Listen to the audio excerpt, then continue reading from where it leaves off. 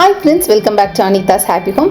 இப்போதான் நீங்க முதல் முறையா என்னோட சேனலை வீடியோ பார்க்குறீங்கன்னா இந்த வீடியோ ஃபுல்லா பாருங்க. பிடிச்சிருந்ததுன்னா லைக் பண்ணுங்க, உங்களோட கமெண்ட்ஸ் எனக்கு தெரியப்படுத்துங்க. மறக்காம என்னோட சேனலுக்கு சப்ஸ்கிரைப் பண்ணுங்க. இன்னைக்கு வீடியோவில் நான் பாவ் பாஜி ரெசிபி ஷேர் பண்ணியிருக்கேன். நிறைய வெஜிடபிள்ஸ் போட்டு அதிகமாக மசாலா போடாமல் ரொம்ப சிம்பிளாக ஹெல்த்தியாக இதை நான் ப்ரிப்பேர் பண்ணியிருக்கேன்.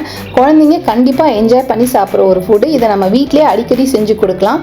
இது எப்படி பண்ணுறதுன்னு சொல்லிட்டு இப்போ நம்ம பார்க்கலாம். வாங்க வீடியோக்குள்ளே போகலாம். இன்றைக்கி நான் பார்த்தீங்கன்னா 2 உருளைக்கிழங்கு, 2 வெங்காயம், 1 கேரட், பீன்ஸ் பார்த்தீங்கன்னாலே தெரியும், 2 தக்காளி, அதுக்கப்புறம் பச்சை பட்டாணி, 1/2 கப் அளவு ஃப்ரெஷ் கொத்தமல்லி எடுத்து வச்சுருக்கேன். இது ஒரு 2 அடல்ட் 2 கிட் சாப்பிட்றதுக்கு சரியாக இருக்கும். இதை நாம கட் பண்ணி எடுத்து வச்சுக்கலாம். நமக்கு யூசுவலாக பார்த்தீங்கன்னா மற்ற காய்கறி எல்லாம் கட் பண்ண 1/2 கப் வரும். தக்காளி 1 கப் அளவு இருக்கும். உங்களுக்கு கப் மெஷர்மெண்ட்ல கட் பண்ணதுக்கு அப்புறம் நான் சொல்றேன்.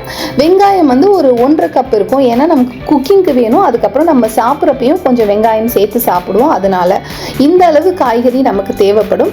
இதெல்லாம் கட் பண்ணி ரெடியாக வச்சுட்டேன். அதுக்கப்புறம் உருளைக்கிழங்கு நான் தோல் சீவி வச்சிருக்கேன். இதை மட்டும் நான் குக்கரில் வேக வச்சு எடுத்துக்குவேன். ஏன்னா மற்ற காய்கறியை விட நமக்கு உருளைக்கிழங்கு கொஞ்சம் வேக டைம் எடுக்குன்றதுனால கொஞ்சமாக உப்பு போட்டு அதை வேக வச்சு நான் எடுத்து வச்சுட்டேன். உருளைக்கிழங்கு நான் ஹையில் 5 விசில் வச்சு வேக வச்சு எடுத்துட்டேன். இதே பாத்திரத்தில் 1/4 கப்புக்கும் கொஞ்சம் அதிகமாக ஆயில் சேர்த்துக்கிறேன். பாவ் பாஜி மசாலாக்கு வெங்காயம், தக்காளி ரெண்டுமே ரொம்ப ஃபைனாக கட் பண்ணிக்கணும்.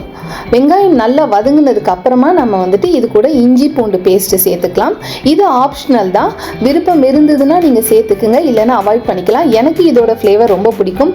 இஞ்சி பூண்டோட பச்சை வாசனை போனதுக்கு அப்புறமா நான் கட் பண்ணி வச்சிருக்க தக்காளி சேர்த்துக்கிறேன். தக்காளி சேர்த்து நல்லா வதக்கிக்கணும். வெங்காயமும் தக்காளியும் நல்லா வதங்கி அது எண்ணெய் விடுற மாதிரி ஸ்டேஜ் வந்ததுக்கு அப்புறமா நாம இது கூட மசாலா சேர்த்துக்கலாம். இன்னைக்கு நான் பார்த்தீங்கன்னா 1 டீஸ்பூன் அளவு மிளகாய் தூள், 1/2 டீஸ்பூன் அளவு காஷ்மீரி சில்லி பவுடர் சேர்த்துருக்கேன். இது நல்ல ஒரு பிரைட் கலர் கொடுக்கும்.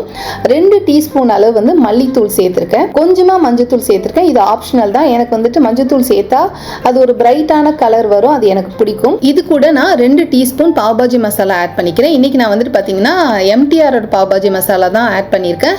MTR, எவரெஸ்ட் ரெண்டுமே ரொம்ப நல்லா இருக்கும். இது கூட இந்த வெங்காயம் தக்காளிக்கு தேவையான அளவு உப்பு சேர்த்து வதக்கிக்கிறேன். உப்பு போட்டோம் அப்படின்னா சீக்கிரமா வதங்கி எண்ணெய் விட்டுடும். மொத்த டிஷ்க்கு தேவையான உப்பு நான் போடலை. இந்த ஆனியன் அண்ட் டொமேட்டோக்கு எவ்வளோ தேவையோ அவ்வளோ மட்டும் தான் போட்டிருக்கேன்.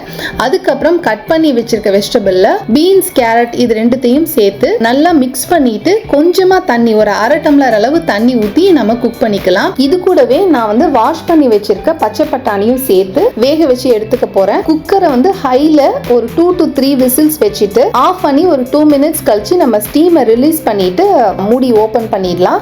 ஏன்னா பார்த்தீங்கன்னா எல்லா காயுமே நம்ம ஃபைனாக கட் பண்ணியிருக்கிறதுனால ஈஸியாக குக் ஆகிடும். ரொம்ப நேரம் வேக வைக்கணும்னு தேவை கிடையாது. குக் ஆகிடுச்சு வெஜிடபிள்ஸ் நல்லாவே. இப்போ நான் இது கூட ஏற்கனவே வேக வச்ச உருளைக்கிழங்கும் போட்டு மேஷ் பண்ண போகிறேன்.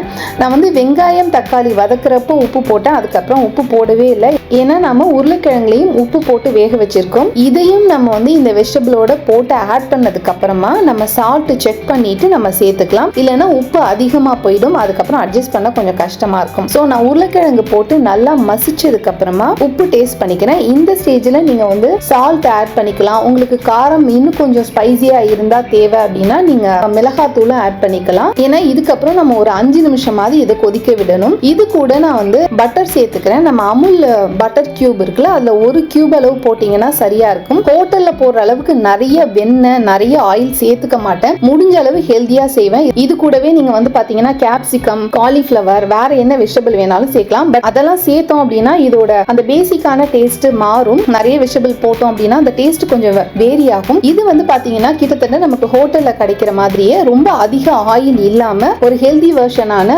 பாவ் பாஜி ரெசிபி. இந்த ரெசிபி நீங்க கண்டிப்பா ட்ரை பண்ணி பாருங்க. ட்ரை பண்ணிட்டு எப்படி இருந்ததுன்னு சொல்லிட்டு உங்களோட கமெண்ட்ஸை எனக்கு தெரியப்படுத்துங்க. நெக்ஸ்ட் இன்னொரு இன்ட்ரெஸ்டிங் ரெசிபியோட உங்களை நான் மீட் பண்றேன். அது வரைக்கும் be cool, be happy, bye bye.